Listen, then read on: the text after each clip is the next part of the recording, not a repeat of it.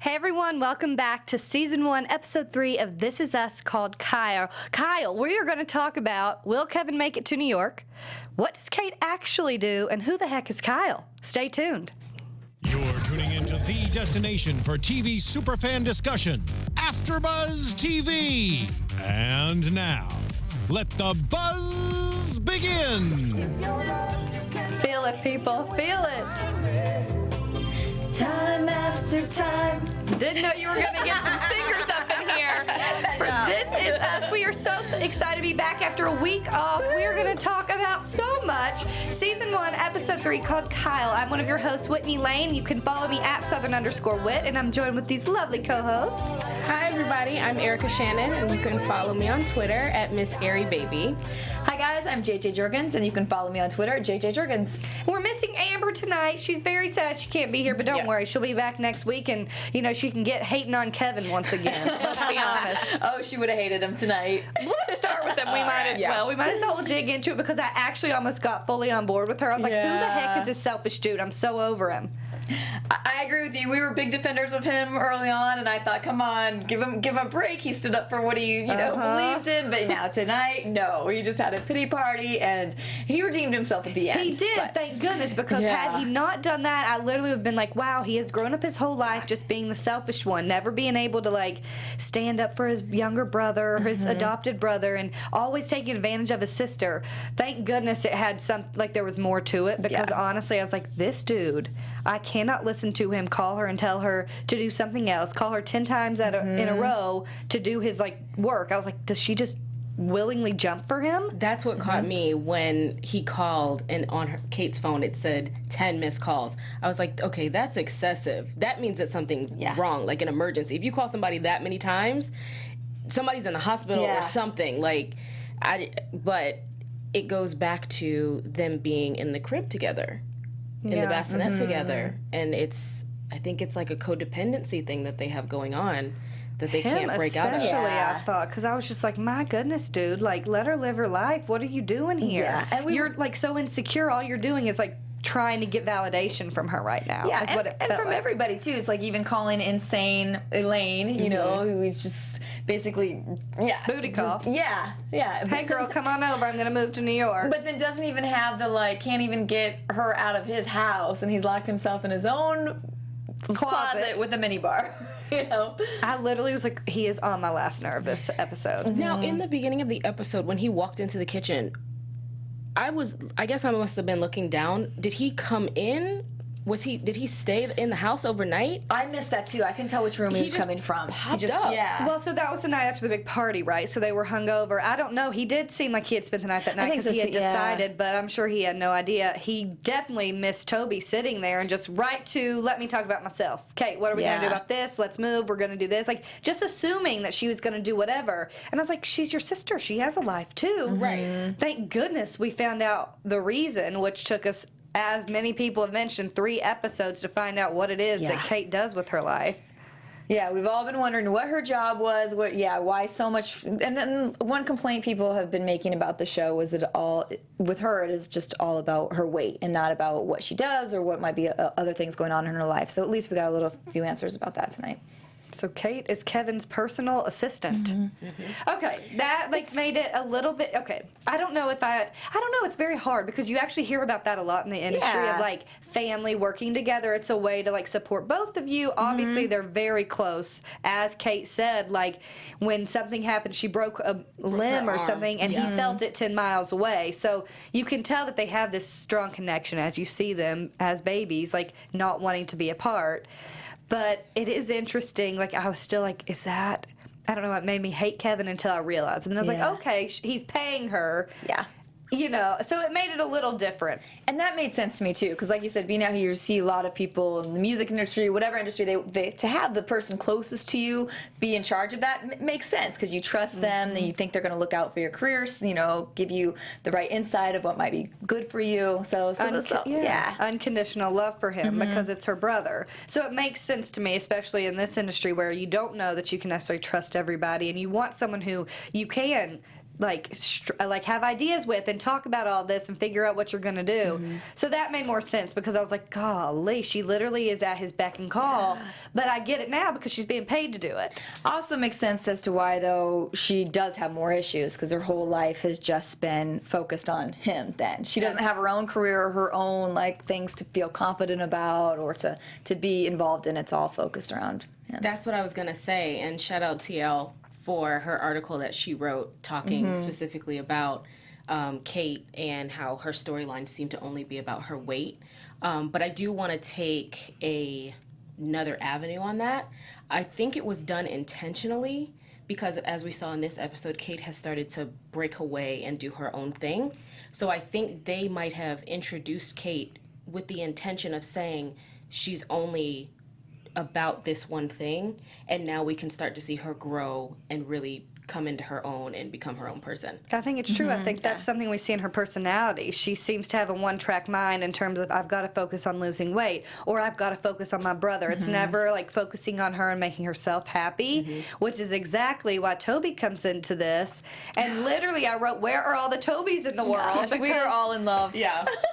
Well, What a man! Yeah. What a man, though. I'm going to deviate from that a little bit. I was a huge fan of his over the past couple episodes, but when he was in the kitchen with Kevin and Kevin ate the pancake and Kevin was like, is she making you eat this? And he said, I'm only in this for the sex. No, he said, I'm trying to have sex, man. Then after everything after that, I was like, well, is he doing it out of the kindness of his heart or is he doing it just for No, the I don't end think goal? so. And I think because they already preview what's going to happen next week and you see an ex-wife of Toby's, I don't think that in any way he's doing I think he's doing it because he genuinely loves her and he sees her life is consumed by Kevin and his life.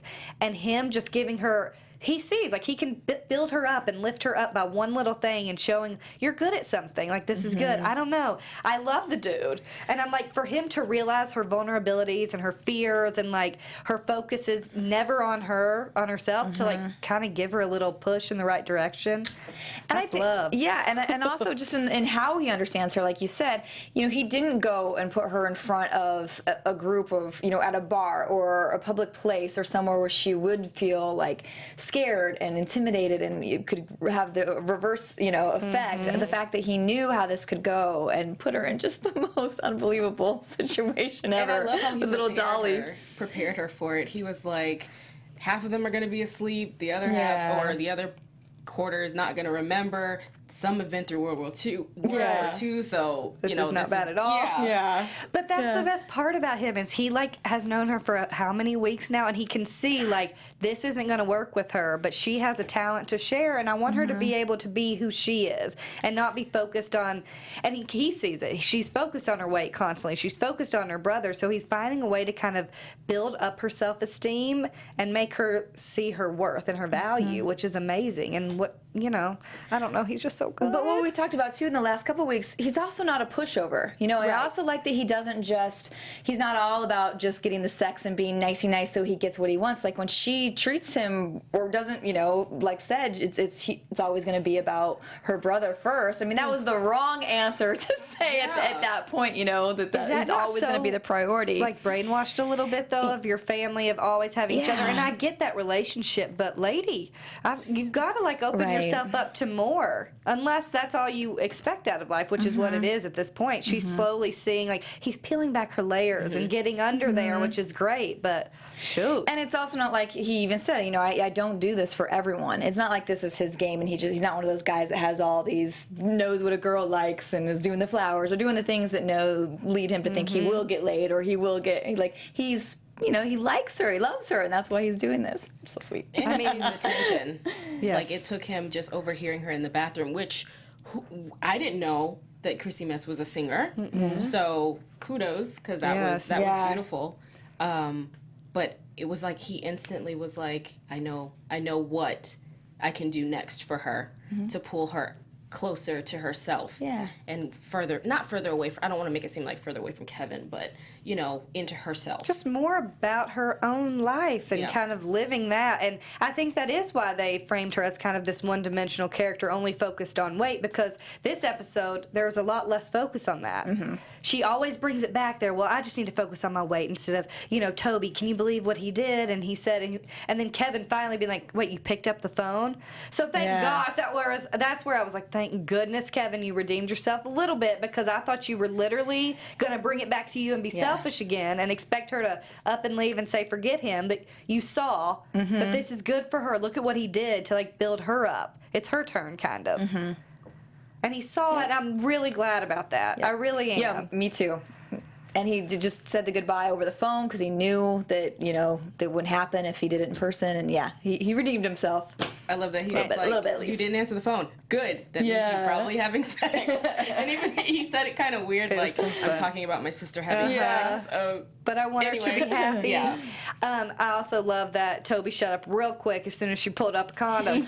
I was like, oh, Lord. Yeah. She's like trying to fight back, as you said, not a pushover, fighting back. Oh, okay. Yeah. But I did like the fact that he showed up, because he could have very easily been like grumpy and pouty and stayed home and been like, I don't want to talk to you. But I think that's like who he is. He shows up. That's who he is as a guy. I also love this one line, which I think can speak to all of us, because that's what the show does, and it gets you and it tugs your heartstrings. We were all, I thought, am I gonna break down and cry over every little moment here? But when Kevin is leaving her a voicemail, he said, we keep talking about it. If we keep talking about it, we'll talk ourselves out of it. And I think that's so true in life in general, of we all have these fears that hold us back, me included. I mean, I've talked to people about this many, many times, but you have these fears that hold you back, and you keep talking about it. What should you do? And getting other people's opinions. And if you just don't do it, you probably won't. Yeah. Right. So I love that he hopped on that plane knowing nothing, not even how to pack up his own clothes, and he went for it. So it makes me like him more because of that, although I hated him at the beginning. So Amber, we'll have to see what Amber says about Kevin. Hopefully he redeems himself a bit. She'll explain next week, I'm sure. Oh, gosh, that's a good story. Yeah, it is. Also, when he lands and she wakes up, she's like, he's okay. I mean, I'm not a twin, so I have no idea what that would feel like, but you've heard a lot of stories about people who are, and, just being able to, know that something's going on. But now, did Toby ask when Kate popped up like that, did Toby ask, are you okay? I think he was like, didn't he say something like, what's going on? Or maybe he said, are you okay? I feel like he said, are you okay? And her first response was, he's okay. And then she said, I'm okay. And then she went back to sleep. I just thought that was interesting, how there's still that tie there. And I guess it's something that will probably never go away. No, and I kind of like it now that it's kind of, you see that they're moving on and doing their own thing, because I think it's a really cool relationship, how much they love each other. Yeah. To be able to, because I did think Kevin was so selfish, and, Kate was so focused on one thing about her life. It was it's good to see them kind of care so much about each other. So I hope they continue to build each other up, and, other people come in along the way, like Toby. Yeah. He's the best. The best. Where are all them Tobys at? Come on, boys. Step it on up. So, should we talk about Randall? Yeah. Randall and William, that's a whole lot of good backstory that we got of finally understanding, I mean, I think we all kind of had a little grudge against William, learning about him and thinking he was on drugs and he gave up his son. It's like, why, what really happened? And you see that it came out of love, as he shared. And it was funny because when we first hear his name, we all three were quickly like, wait, that's not his name. We're like, oh. So we kind of knew we were going to find a lot about the story here tonight. So we did. They always give you a little something, right? Why would you name something Kyle? It's like, nobody's named Kyle. That's the episode. Who could that be? And it's really interesting that they were naming the triplets all after K's Dr. K, who's maybe one of my other favorites, because I'm like, you man of wisdom. Thank goodness for him in Jack and Rebecca's life. Yeah.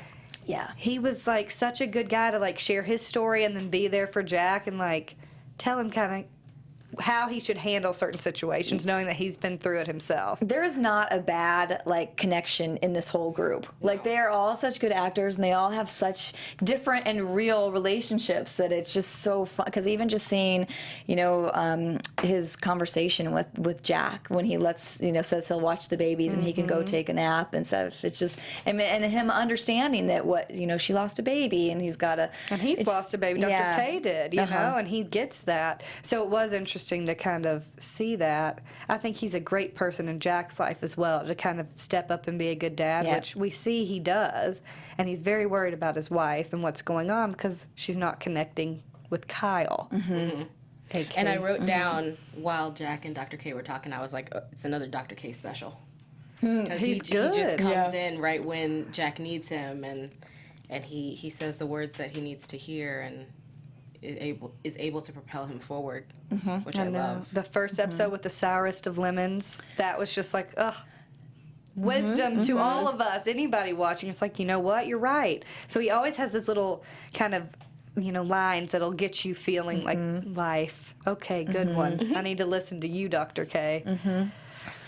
And then we knew while he was there, too, that she was out tracking him down. So you think that's why she wasn't connecting at first to the baby, is because as she left, she thought she saw him and she thought, this is the dad. Oh, I was like, what's happening?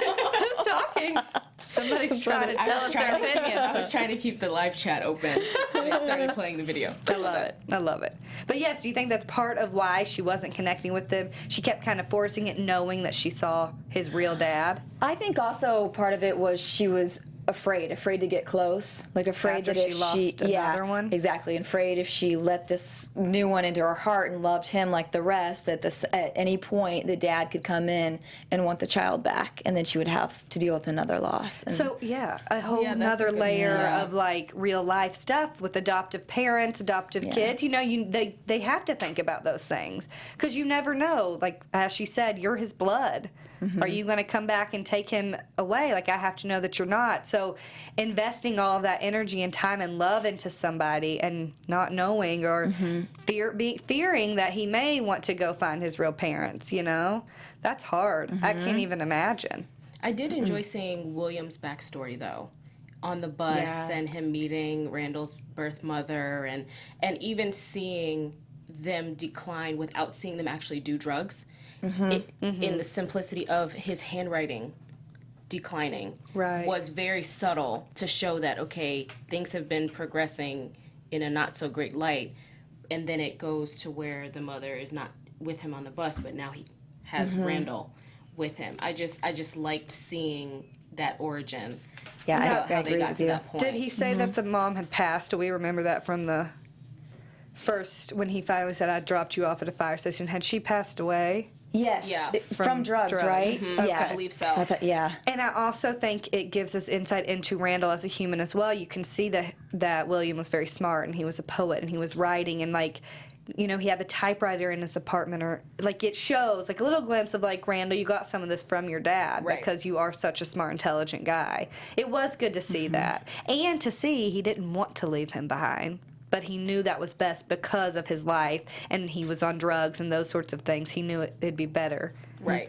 Little tidbit about the poet. I tried to quickly research while we were watching tonight. Dudley Randall. Dudley Randall's most popular poem is called The Ballad of Birmingham, and it's about a mother that loses her child. And the child, let's see. So it's written about a 1963 bombing at a church that Martin Luther King Jr. belonged to in Birmingham, and a little girl asks her mom if she can go to one of the riots, and the mom says no, and then or through the Freedom Marches, sorry. The mom says no, but tells her she can go down to the church, so the mom feels like she's going to be safe because she goes to the church.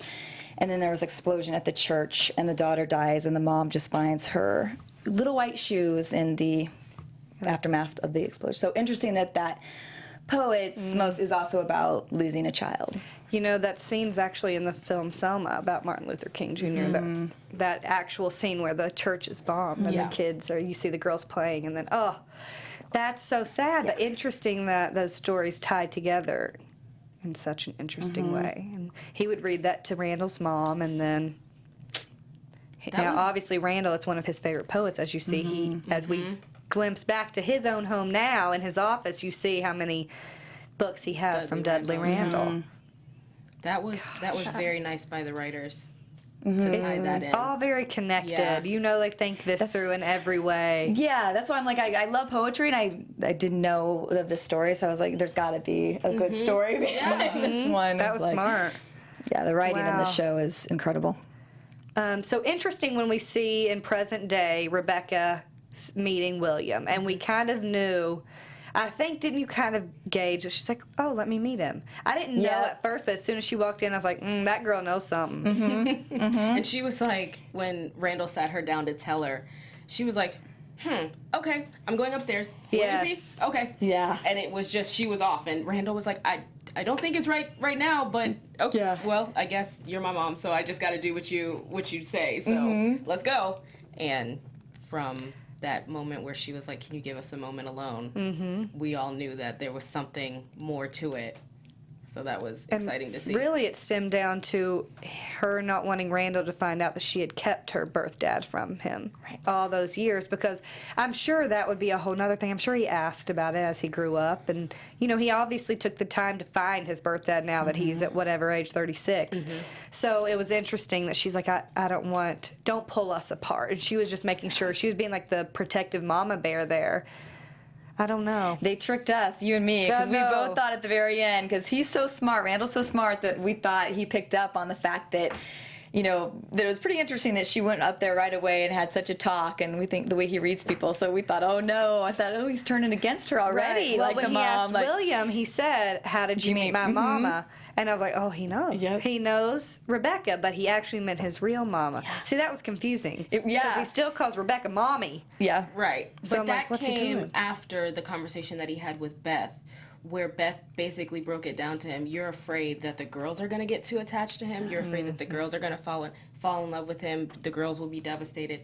All the while she's really meaning, you have to accept for yourself that you want to get to know him. You want to find out more about him. You're on limited time. You better get to it. As you would have known as he ran after, as he drove after him when he walked away, you can tell he's yelling at him. He's saying, I want to go do this. You're going to do this. It's like, it takes him a bit, but then he admits to himself, well, no, this means something to me. I want to get to know my real dad. And I love that we're kind of seeing that, because I feel like it's just another life lesson of like, life's too short to kind of waste that time. You know, you live once. If there is someone you want to know or something you want to do, like, it seems this is showing you better do it, because you don't know how much time you have left with anyone or whatever it may be to kind of go after that. So I like this story, and I also like Beth. I wrote, you go, girl, because that woman knows that husband, and she knows how to, you know, come at him and say the right things where it makes him think, you know. I don't know. I just love that relationship. And even that moment where he snapped on her, and he was like, you're going to love me enough to give me that one, right? And she was like, you know me very well. Wait, can we talk about when he was picking William up? Because I thought that was the funniest thing. When he's like, hi, white neighbors. I was like, I died. Because they're like standing out there, what's going on? Who's yelling in the streets? And he's like, hi, white neighbors, from your friendly neighborhood black man. I was like, he's funny. You know, you get these little things from him where you're like, he's smart, he's competent, he's serious, but he's funny too. He's got it all. He's like, I know this looks kind of bad. It was so funny. Hi, white neighbors, under his breath. I was like, that is just too good. It's just too good. Oh, but I do love that relationship a lot. Now we see that he's, you know, obviously William, it was sad news because the cancer had metastasized already, but he came in saying, I want to tell the girls who you are. So he really is making the most of it. And I had no doubt that he would, because I think he seems like that type of guy. But man, talk about him and Miguel. I also like that. Give a little shade there. Yeah. Little shade they to dropped Miguel. a little bomb on, there's going to be more to tell about that riff. Well, because, hello, we all don't like Miguel after all. It's like, what happened to Jack? That's the one we love. But when he said, thank you for dropping by, what was it? Like unexpected again or something. Like, Well, thank you for dropping by. I was like, yeah, you got it. Saying everything we all want to say to Miguel. So it's going to be so interesting to see how that relationship formed. Because I feel like, really quickly, I feel like Rebecca and Randall have a very specific bond. Like, of course, birth mothers with their children have a bond, but I think because that bond had to be created between Rebecca and Randall, it's a little tighter in a different way. So I think he is super protective of her. So it's going to be interesting to see how Miguel comes into the picture, because I don't think Randall, to me, Randall's not a fan of it. Right. Well, I hope I'm hating on Miguel for the right reasons, because I swear if Jack does something stupid, I'm going to be so annoyed. But I just love Jack so much. Like, that's a whole... This story is... Or the show's so good with the love in general. And Jack and Rebecca have a good love. And you can see they are tired. They have triplets, but they love each other. They'll escape to Mexico together. She wouldn't leave him behind. Like, they're just so cute. Yeah, and the show is so good about, like, dropping things like that get you guessing or get you thinking, you know, because then I thought, earlier I was like, no, it had to be something, like, tragic and, you know, because I just feel like Jack didn't do anything wrong, you know, like I feel like she's still wearing the necklace like we found out the last time. Yeah, and then when he drops the bomb about coming by unexpected again, like I wonder... Then that makes me almost think, did something start drifting and then he start having an affair where maybe he did catch them at the house like unexpected or, you know, as a kid or... I don't know. It's like but I love it that you can't guess right away. It just makes you keep and that's why you want more. And which more is more. also life in general. We can't guess what's going to happen. So the show reminds you of that and of like living in the moment. It's so good about that kind of stuff. It's like these overarching themes that mean so much in life. Because you can't guess what's going to happen next on the show, just like we don't know what's going to happen next in our lives. Yeah. Might as well live them. Yeah. Yeah. And there's also like two sides to every story, and there's different things going on that cause the different relationships or whatever might happen or decisions people make. Or there's a lot of other factors coming in. The split judgments that you make at first, like we did with Kevin. It was like, oh, and then wait a second, you see. So, yeah, it teaches you don't be so quick to judge on this show because you don't know what could happen. So maybe Miguel's a really good human, but I'm still going to believe in Jack because that relationship's too good. And to also try to see things through other people's eyes, too, and understand what they're going through in their life at the time or, you know, what stresses they might be under or dealing with. It's so true. Oh, what a show. Good Did we cover it all? Let's see. I love it. I mean, it was just so good. I think we did. I think The only we other did. thing I wrote was, going back to the connection between Randall and Rebecca. When Rebecca and Jack left the hospital with the babies, I'm pretty sure she was carrying Randall. Yes. Right? I think so. Okay. Uh-huh. And that's what started me off on their Which I connection. think had to happen because William had to see, okay, Randall, that's his new mom. Like, I think they had to have that connection as well, so she was like, oh, he's, you know, she just knew, too. Like, immediately, that's the dad. And that instant probably made her instantly protective, too, as she has him in her arms, Physically and the dad's holding there him, right across, like, I don't want him to threatening, take I'm just him getting back. out of the hospital. Like, she's already going through all this, like, holy Emotional crap, I'm turmoil. having 3 babies to raise right now. Like, I scary. wonder why she was trying to call him back then. Was she gonna say? I think she wanted to know, is this his dad? Okay. I think she knew intuitively, as women sometimes do. But I think she wanted to have that conversation. Yeah. But I do think it happened how it should, with her doing it on her own. And what's interesting is I don't know that Jack ever finds out that William. That she knows Randall's biological father. That's what I think you're right. I think you're both said, right on that one. She hid finding him from Jack. Yeah. Yep. Ooh. Which is going to be really interesting. And who knows? That could be a whole nother reason that caused a rift between them. Who knows? Who knows? So many things. But that's marriage. That can't literally derail their marriage or something's wrong. We don't know what's wrong, but something's going on. Okay, should we get to some news and gossip? Okay. Yes. AfterBuzz TV News. I really only had one tidbit for tonight, but Mandy Moore was on The Talk today, and she did reveal that in episode 5, we're going to hear her sing, and her songs will be brought more into it, and they will reveal that she has singing in her past as a character as well. Which so we'll makes get so some good much music. sense. Kate got the gene, got the singing gene. I wrote it. This is good. Is that your prediction? I wrote, will Rebecca sing? I love it. Well, there we go. Good stuff. And that's all I got tonight. All the tidbits. Okay. Just one. On to the predictions. Ooh. Your AfterBuzz TV predictions. Well, that already predicts a lot of things. I wonder what. Oh, go on. Who has a specific one? They just come to me. I kind of already said mine, but I'll just say it again. I do think Randall finds out that I think Miguel and they were and his mom were cheating, having an affair. do? I do. I still want to believe that if she's wearing that necklace, that it had to be something, and then they came together after that. That love's just so strong to me between them, and I think that we've already seen these ups and downs with them, and I think we see more because even when the kids are 8 years old and he's drinking too much or whatever's going on, like, I don't know. I pray not. Okay, but I don't know. Like that I can't necklace predict would it. be a slap in the face to Miguel a little bit if she kept wearing That's true. it. I think he had to, you know. Okay, so maybe it's just when she was. Maybe it's just that he was there more often when she was upset by the drinking, and maybe he was consoling her a little. Maybe he was a little too friendly, there too much, you know. See, maybe I he think started it to question. happened. I think he started to come in there closer to when something happened to Jack, because I feel Later? like the kids were going to be older. I feel like they're going to get to the point where we see a little bit of Jack and Rebecca back by themselves. Like, I really hope we get to see the kids in their college years, and we see Yeah. those two together, and like back to those two. And I just think something tragic has to happen. I would be really disappointed. And do you think we're gonna know it all this season? Well, we have 15 more episodes now. I don't so know. There's I a don't know. chance.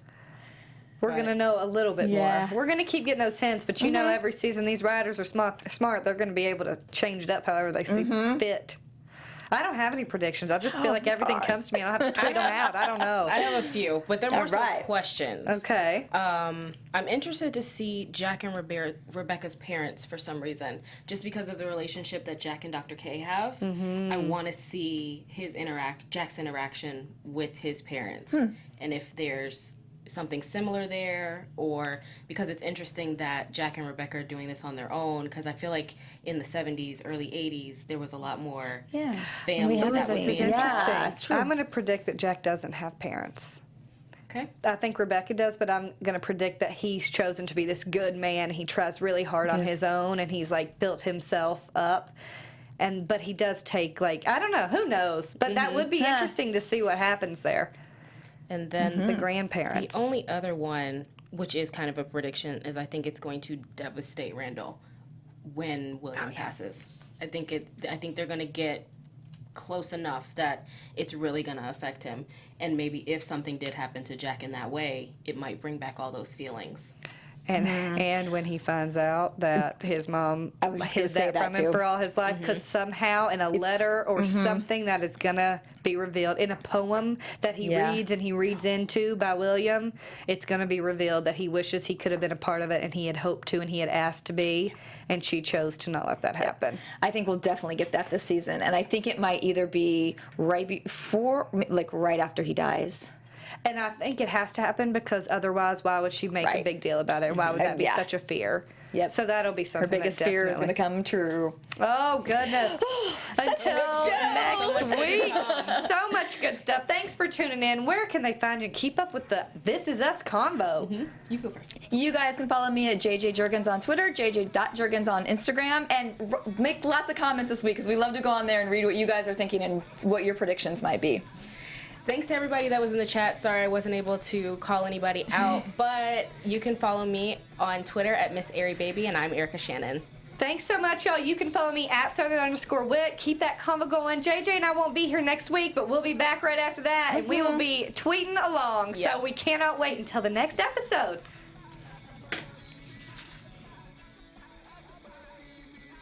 From executive producers Maria Menounos, Kevin Undergaro, Phil Svitek, and the entire AfterBuzz TV staff, we would like to thank you for listening to the AfterBuzz TV network. To watch or listen to other after shows and post comments or questions, be sure to visit AfterBuzzTV.com. I'm Sir Richard Wentworth, and this has been a presentation of AfterBuzz TV. Buzz you later. The views expressed herein are those of the hosts only and do not necessarily reflect the views of AfterBuzz TV or its owners or principals.